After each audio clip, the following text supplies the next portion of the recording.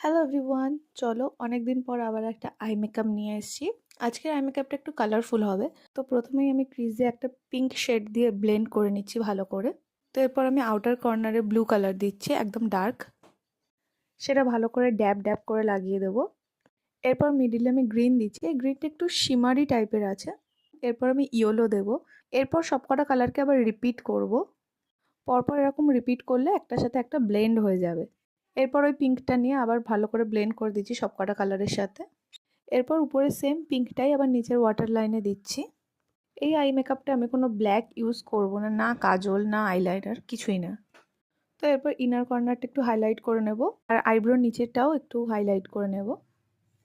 এরপর আমি eyeliner use না করে ডার্ক মেরুন কালারের আইশ্যাডো নিয়েছি, আর সেটাকে এরকম আইলাইনারের মতন করে দিচ্ছি। এটাকে এরকম লাইনের মতন দেবো আর অল্প অল্প করে স্মাচ করে দেবো জাস্ট। তো এই কালারটা দিয়ে আমি কর্নারটাও একটু ফিল করে দিয়েছি।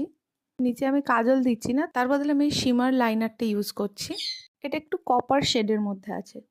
এই আই মেকআপটা তোমরা হলদি বা মেহেন্দি লুকে করতেই পারো। তো ল্যাশ লাগানোর পর এটা আমার কমপ্লিট। কেমন হয়েছে অবশ্যই জানিও, আর ভালো লাগলে লাইক, শেয়ার অ্যান্ড সাবস্ক্রাইব।